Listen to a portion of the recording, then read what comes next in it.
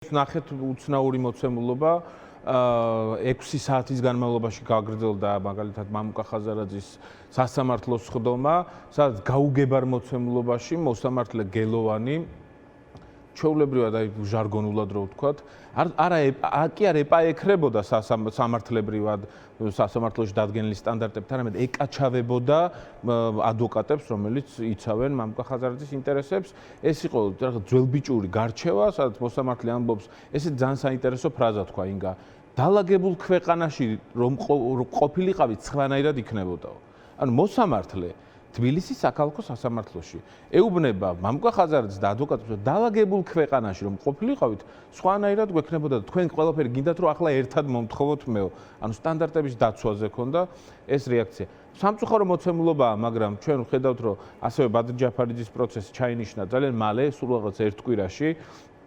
პროგნოზი და მოლოდინი არის, რომ ფორსირებულ რეჟიმში ჩაინიშნება სასამართლო პროცესები და მიიღება გადაწყვეტილება. არანაირი მნიშვნელობა არ აქვს გირაოს წინასწარ პატიმრობას, გადაწყვეტილება იქნება აუცილებლად პოლიტიკური. ივანიშვილის მთავარი მიზანია, რომ მიიღოს ისეთი ტიპის გადაწყვეტილება, რომელიც განაიარაღებს მათ შორის ოპოზიციურ პარტიებს და განიარაღება როგორ შეიძლება წარმოიდგინოთ. გეტყვით, მე მგონია, რომ მაინც ალბათ დაჭერისკენ წავა. პროცესები ისე მიდის, აქ მნიშვნელობა არა გირაო გადაიხადა, ვინმე არ გადაიხადა, როდის გადაიხადა ადრე.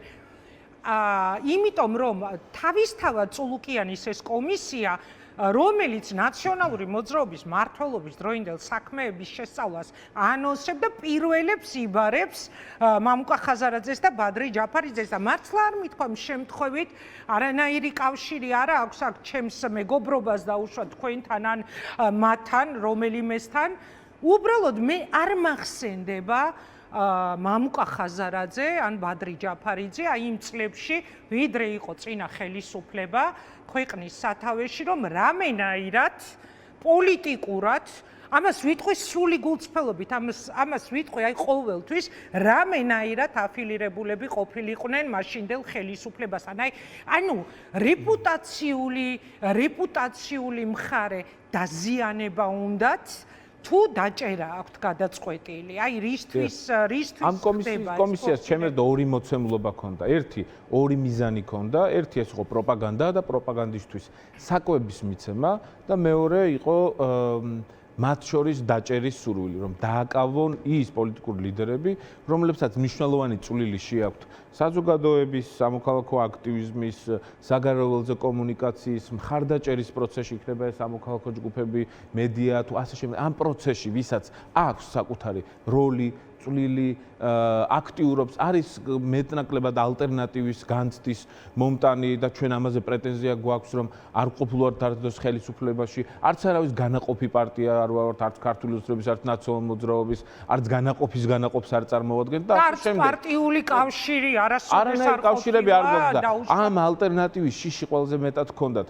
მათ შორის 2020-ის წინაარჩევნების პირობებში ყველაზე დიდი წნეხი მოდიოდა ჩვენზე, იმიტომ რომ წლებმა აჩვენა, რომ ქართული ოცნების მთავარი ესე ცუდად არ მინდა გაიგონ კოლეგა ოპოზიციონერი, მაგრამ საფრთხობელად იყენებდნენ ნაციონალურ მოძრაობას.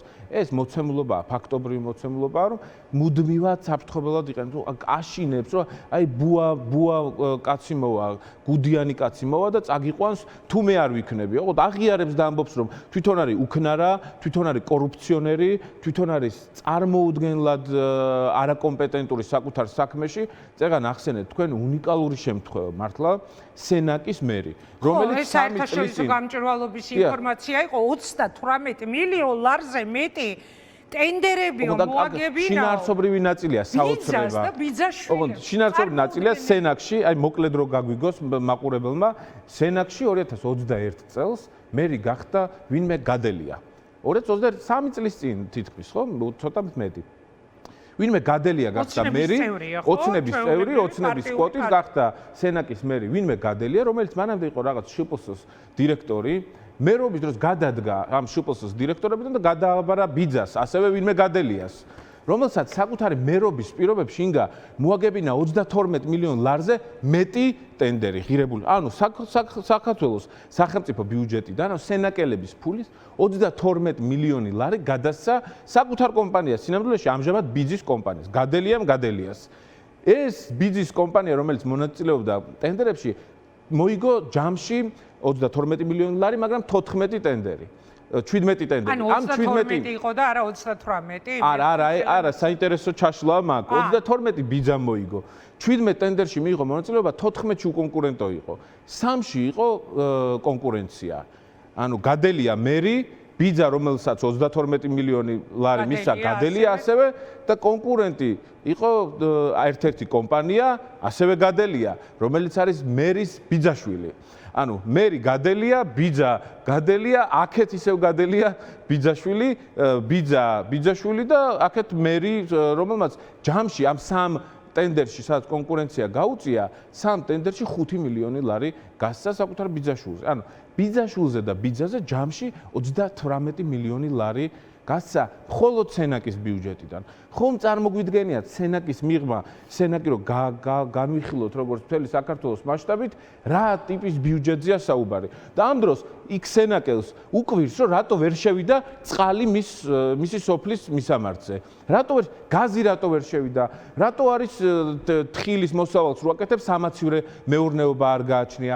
პენსია რატო არ გაიზარდა? ბაღი რატო ვერ აშენდა საბავშვო ბაღი? ამას რატო ასე შემდეგ და შემდეგ. ამ ვითარებაში ზუსტად მაგაზე ვსაუბრობდით ჩემს. ამ ვითარებაში წარმოუდგენელია, სრულიად წარმოუდგენელია, რომ ამ ხელისუფლებას რაიმე ტიპის მხარდაჭერა ქონდეს. სინამდვილეში ეს მხარდაჭერა დადის მხოლოდ და მხოლოდ ერთი მერკანტილურ მიზნებზე და საჭიროებებზე, რომელიც მათ გააჩნიათ, მეორე ტყუილზე და პროპაგანდაზე. ყოველდღიურად ვცდილობთ, რომ რაც შეიძლება მეტად მივწვდეთ პროპაგანდის მსხვერპლ მოქალაქეებს.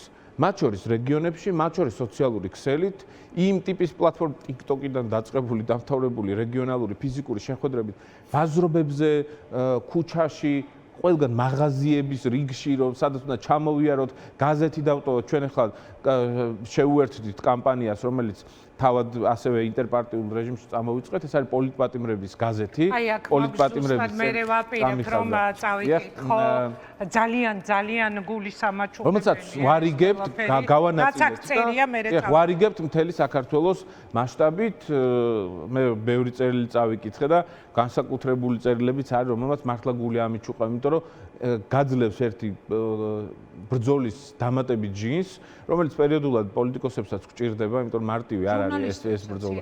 დარწმუნებული ვარ, იმიტომ რომ დარწმუნებული უზარმაზარ შრომას მე წაიკითხავ მაგალითად ბოდიში ერთ სიტყვას წავიკითხავ, ფრაზას წავიკითხავ. მაგალითად წაიკითხავ მე მათედევიძის წერილს, სადაც წერს, რომ მე ერთ პატარა ხისნავში აღმოჩნდი, რომელიც დიდმა ტალღებმა დიდ ოკეანეში შეიკრია. აქეთ-იქით ახეთქებს და გადარჩენის გზას არ უტოვებს. ჩემს ნავს ნელ-ნელა ნახრეტები უჩნდება. წყალი არც ისე ბევრია, მაგრამ ჩასაძირად საკმარისი რაოდენობით. ხო, ძალიან ძნელია მე ეს წაიკითხო და შენს თავს არ უთხრა, რომ ეხა დაღლა გადადე ადეკ. ირაკლი, რა მინდა იცით კითხოთ, აი ისევ კომისიის თემას მინდა რომ მივუბრუნდე. დაჭერა ირაკლი ოქრუაშვილი მოკითხვა მას თუ გიყურებს, ეხლა პირდაპირ ეთერიდან გადავცემდი. მოკითხვას ჩასვეს სავარაუდოდ ზურა ჯაფარიძეს ხუთშაბათს დაიჭერენ და ძალიან უცნაურად მიდის პროცესები მამუკასთან და ბადრისთან დაკავშირებითაც. აქ იცით ერთი რა არის, გადაწყვეტილი მქონდა რომ თქვენთან საუბარში რაღაცნაირად შევხებოდი ამ თემას. წულუკიანის კომისიაზე იძიებენ წინა ხელისუფლების დროინდელ საქმეებს და პირველებს იბარებენ სწორედ თქვენი პარტიის ლიდერებს. სხვათა შორის მეც ხომ გამოცდილება მაქვს ჩემი, მეც ხომ რაღაც ინფორმაციის მატარებელი ვარ.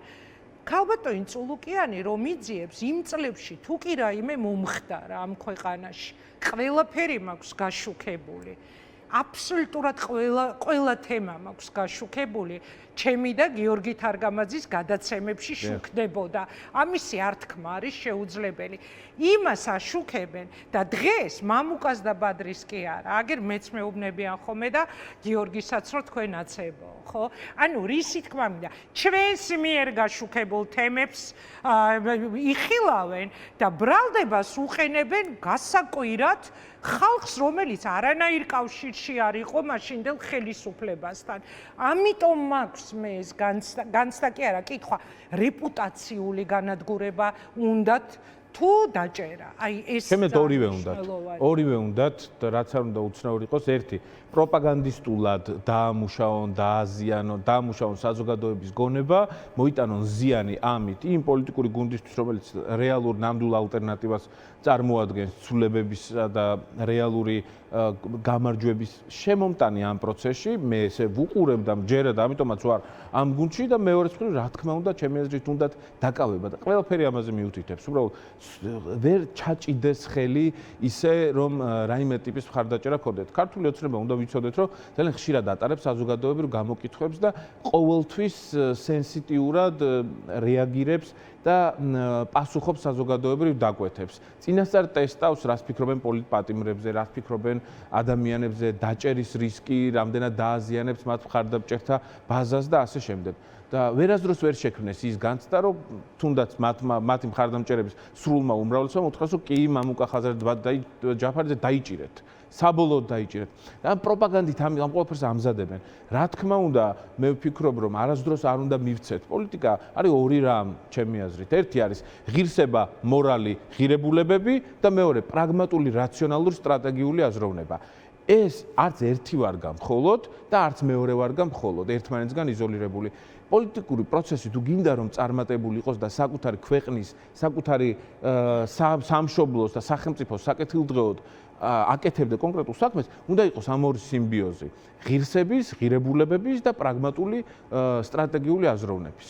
და ამ პროცესში მე ვფიქრობ, რომ ჩვენ საკუთარი თავის განიარაღება არ უნდა გავაკეთოთ.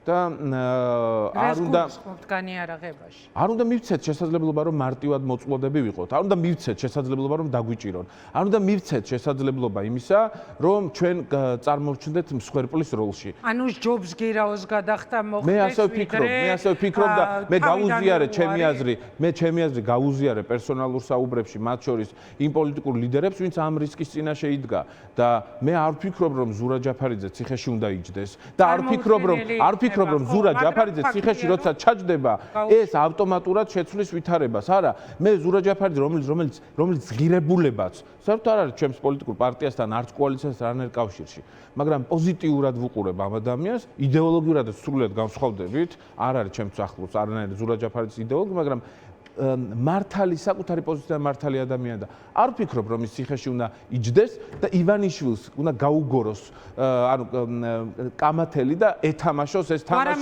ამაც დაწერა, სავარაუდოდ არც მელია არ იხდის ამ გირაოს. მოკლედ, მაინც ფიქრობთ, რომ ციხეში მყოფ პოლიტიკურ ლიდერებს ჯობს ციხის გარეთ მყოფი, მაგრამ გარანტია გააქვთ. არა, რა თქმა უნდა. მიცებულებების გარეშე ყავთ აი ეს ხალხი გამომწყნეული ციხეებში. ნახეთ, მამუკა პოლიციელები წარმოუდგენლად. შენაცო ეძახიან და შეიძლება თქვენ ნახევარში დაიჭირო. ბრალდება საუხენები. და შეიძლება თქვენ ნახევარში დაიჭირო. ეს ხო წინასწარი პატიმრობის ამბავია. შეხედეთ, ეს არის წინასწარი პატიმრობის პროცესი. როცა გადაწყვეტილება მიიღება და მე ვფიქრობ, ფორსირებული რეჟიმში მიიღებს ქართული ოცნება ამ გადაწყვეტილებას, შეიძლება გამოიტანონ ეგრეთ წოდებული განაჩენი ერთწლიანი პატიმრობა. ჩვენ ამას არ გამოვლინჩხავთ. ირაკლი, ხომ არა აქვთ იმათ მაინც ასეთი განცდა იქნებ შეგიტყუონ არჩევნებზე და აი ამ შემთხვევაში გადაზღვევას ხომ არ აკეთებენ, რომ მაგალითად ეგრევე არ სტაცეს ხელი და არ დაიჭირეს, იმიტომ რომ კიდე ერთხელ ვამბობ, აი ამ სასამართლოში, სადაც დღეს მამუკა სასამართლოს მოსამართლემ თქვა, რომ ეს რომ ნორმალური ქვეყანა იყოსო, სადაც მოსამართლეც კი ამბობს, რომ არანორმალურია ეს ქვეყანა თავისი რეალობით, დაიჭერდნენ. აი ხომ არა აქვთ მაინც მცდელობა, რომ რაღაცნაირად შეგიტყუონ არჩევნებზე გაგიყვანონ ლეგიტიმაცია. არა, ცალსახად არა ინგა და რატომ? თუ დაიჭერენ კონკრეტულ პოლიტიკურ ლიდერებს, ეს არანაირად არ შეიყვანს პროცესს და არ მიიყვანს პროცესს არჩევნებამდე. პირიქით დააშორებს არჩევნებს. ანუ ესეთი არასტაბილური ვითარება, რომელიც ქვეყანაში არსებობს 50-ზე მეტი პოლიტპატიმარის ციხეში, პოლიტიკური ლიდერები პატიმრობაში, ეს გზა არჩევნებთან არ მიდის, მით უმეტეს თვითმმართველობის არჩევნებთან. არ მიდის. ჩვენ ყოველთვის ვამბობთ, რომ თვითმმართველობის არჩევნები არ იქნება ის არჩევნები, რომელიც განმუხტავს ამ კრიზისს. არა, ამ კრიზისს განმუხტავს, ანუ კრიზისის მკურნალი არის ის, რატომაც შეიქმნა კრიზისი. მკურნალობს იგივე მიზეზი, რა მიზეზითაც შეიქმნა კრიზისი. ამის ვითარებაში კრიზისი შეიქმნა ორი მიზეზით. ეს არის საგარეო ვექტორის გადახევა საკუთარ თავზე პირველ რიგში, კონსტიტუციის შეურაცხყოფა, ევროინტეგრაციის პროცესის გაჩერება და მეორე არჩევნების გაყალბება, საპარლამენტო არჩევნების გაყალბება. ამიტომ კრიზისს მოხდავს მხოლოდ ორი რამ: პოლიტპატიმრების თავისუფლება და ახალი საპარლამენტო არჩევნები. ამაზე ჩვენ ჩამოყალიბებულები ვართ. მაგრამ უნდა გვესმოდეს, რომ როცა რაღაც ტიპის გადაწყვეტილება მიიღება, მე მინდა ეს ცალსახად თქვა და მათ შორის ჩვენს მხარდამჭერებსაც ვმართო და არა ოპონენტებსაც, რომელიც ეჭვიანი პოზიციით გვიყურებენ და ბოდიში მინდა მოიხადო, მაგრამ კეთილი ინებეთ და გადახედეთ ჩვენს 6 წლიან საქმიანობას. კრიტიკულად ვინც გვიყურებს. აქ ხო პრანჭიაობის დრო არ არის. ამ 5 წლის განმავლობაში, 6 წლის წინ დაუფუძნდით. ამ 5 წლის განმავლობაში ჩვენ გავიარეთ 3 არჩევნები, გულისხმობ ლელოს და კოალიცია ძლიერ საქართველოს. 3 არჩევნები. ამ 3 არჩევნების პირობებში, ჩემი გამოცდილება რო გითხრათ. 2020 წელს გავხდით პარლამენტის წევრები, ჩემი ხელით გავგზავნე წერილი სის ჩახსნის შესახებ, ბოიკოტში გასვლის შესახებ, მამუკა ხაზარიძემ თავისი ხელით დაწერა განცხადება პარლამენტიდან გამოსვლის შესახებ.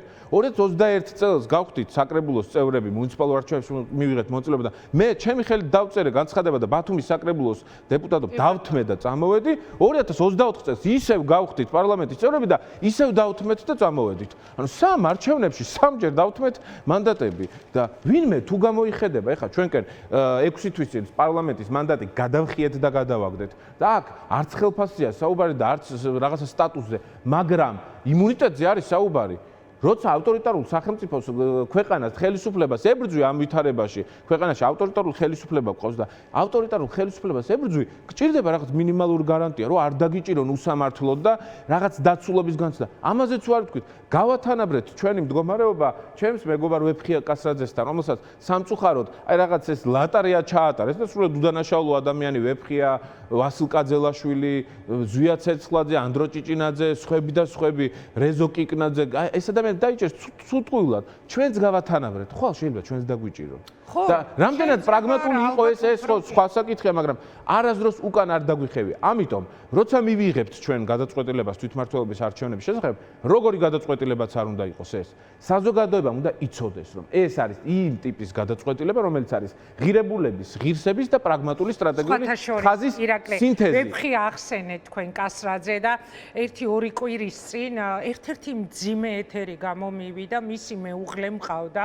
ეთერში და ელენე ყვებოდა ვიღაც მეზობლებიო, ნუ მოკლედ ახლობლები, ბავშვებს არ აძლევენ? საკუთარ ბავშვებსო, არ აძლევენო ჩვენ შვილებთან თამაშის საშუალებასო და ეს იყო ჩემთვის ისეთი შოკის მომგვრელი. ხშირად ვეკითხები ხოლმე სტუმრებს, რომ როცა მე რეპრესიებზე ვსაუბრობ თქო და გასული საუკუნის 37-იან წლებს ვახსენებ, ხო არ ვაზვიადებ და იმ დღეს მივხვდი, რომ არა, ზუსტად ანალოგიური მდგომარეობა წარმოუდგენელ რაღაცას ყვებოდა. მე მინდა რომ მოვიკითხო ყველა პოლიტიკური პატიმარი, წეღავ თქვი აქ არის თქო მათი წერილები, ყველას ცხადია დღევანდელ ეთერში ვერ მოვასწრებ, მაგრამ მე გარანტიას გაძლევთ ყველას, ვინც ახლა გვიყურებს პოლიტპატიმრები, რომ თითეული თქვენგანის წერილებს უახლოეს გადაცემაში აუცილებლად ფაქტს შორის არ ვიცოდი და თურმე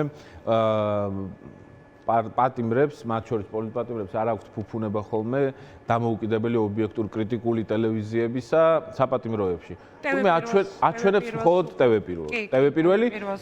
გარდა იმისა, რომ ალბათ არჩევანიც ეს იქნებოდა მათი მხრიდან, სხვა მაუწყებლობა უბრალოდ ფიზიკურად არ არის და მე მიხარია ხოლმე რომ მაქვს შესაძლებლობა როცა ტევ-პირველში ვარ განცდა რომ სულ უყურებენ. იმიტომ რომ მათთვის ახლა იქ ზახდება ქვეყანაში არის ძირითადი და მთავარი ფაქტორი.